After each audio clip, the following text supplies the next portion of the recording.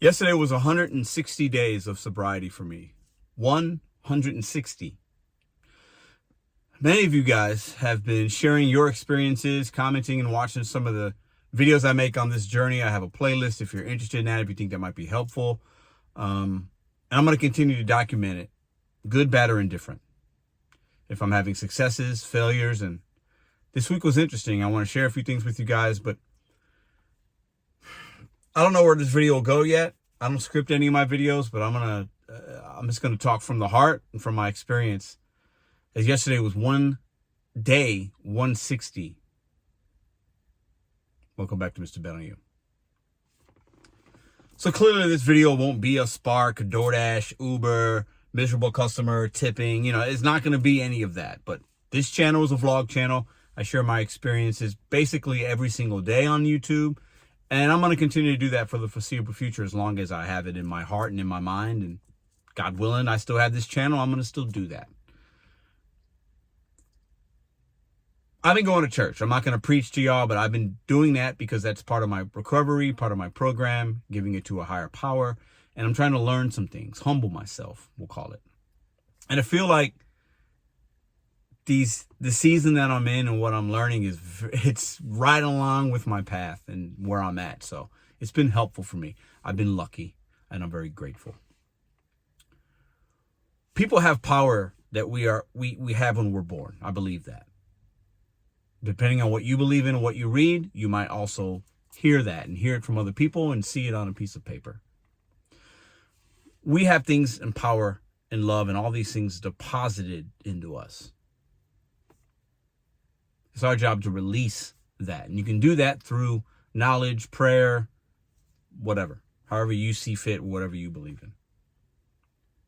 For a long time, I was releasing the sin, my negativity, my selfishness. I was showing the world those things through lies and deceit to others and myself for many, many, many years.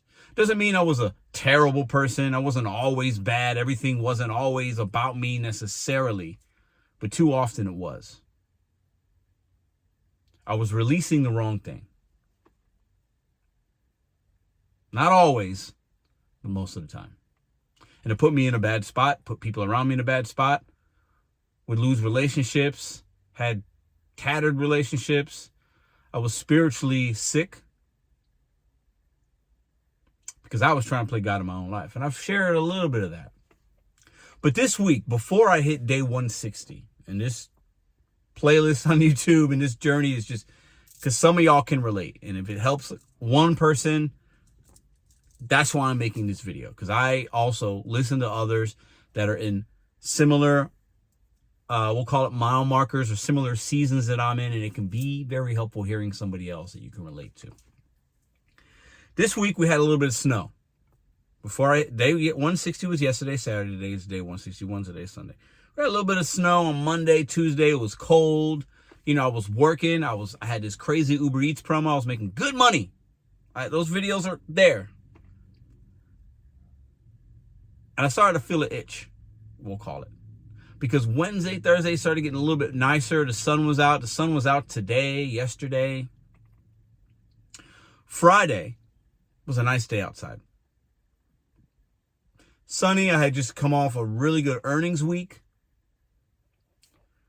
And I wanted to treat myself to something. I had an urge. I had like a moment of, I'm doing really good.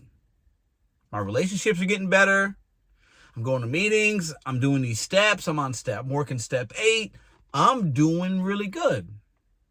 Got this, what some people in the community call a pink cloud over my head. I'm doing good. I'm feeling good. I'm reading. I'm journaling. I just finished about a month ago my first journal, 13-week journal. I started it like November 10th. I was already in the day 40-something of me not drinking, whatever it was at that time, right? Journaling in the morning and at night, and I'm having these new routines, these new habits. I'm feeling better. I'm looking better. My sleep's better. At that point, I'm on day 159, no alcohol. And I had a moment and a thought, man, it would be nice to go to the liquor store and get me a 6-pack of something, I'd be fine. I could drink a couple of beers. I could have a shot of something. Why not? I could be okay. I could just do that and nobody would know. I don't have to drink a lot. I could hide it. I could be fine. I want to reward myself. It's nice out. The birds are chirping. Some will call that the devil. Some will call it alcoholism. Just because I haven't drank in that many days doesn't mean I'm cured. Not at all. What I'm learning, if you're an alcoholic, if you have, if alcohol is making your life unmanageable, however you want to say, you have a problem, an unhealthy relationship, whatever words you want to use, it's up to you. It's your recovery. I'm not going to preach to you about that. It's a personal thing. But that obsession of the mind, being painfully aware that I was different than other people, that's part of what I'm learning. I can't go to the liquor store and just have a couple, because maybe that day I'll be okay, but eventually it will spiral. My health will start deteriorating if I start drinking again like it was. My relationships will start being not as good as they are right now. I was on thin ice in my own world and others, and I'm starting to build a foundation. It's starting to feel a little bit better. Noticeably, things are better. But the second I pick up, I got to start all over again. And I don't want to do that. So I did what many people in recovery do, what my sponsor told me to do. You reach out to other people, you send a text out, you call your sponsor, you go to a meeting. I did all those things. And I didn't drink. And as soon as I got home, without having gone to the store, without having drinking, doing what I had to do, I had a little sense of relief. Small sense of fear, not knowing is this going to continue the next day, but a little bit of like, all right, I beat that day. I got through another day, one day at a time, without doing the things that are unhealthy for me. Physically, spiritually, mentally, all of it. It's all together with somebody like me. I share it because I know somebody right now might be clicking on this video, watching, because some of you guys are in a similar point in your journey as I am, because you've shared that with me, whether I've met you in person or you've shared it in the comments. And maybe you had a struggle this week. You're not alone. I struggle, quite frankly, just about every morning I wake up. That's why I journal, and I have to check myself, and I have to look around me and write it down. What am I working on? What am I doing? I'm setting my plan. Before I enter and do anything with anybody else, I have to center and check myself, and I do it at night as well. And that's been helpful. But this week, that pink cloud was definitely gray for about an hour. And I hadn't felt that in a couple of months. And I know that that's going to happen again. And I'm working really hard every day to continue to use the tools that I have to not go backwards. Because for me, going backwards won't just be a step or two. I know me. My backwards will be a complete sprint off the cliff. Backwards. And I won't see the cliff because I'm running backwards, and I won't know when it will stop, but it will stop. So I might take a step.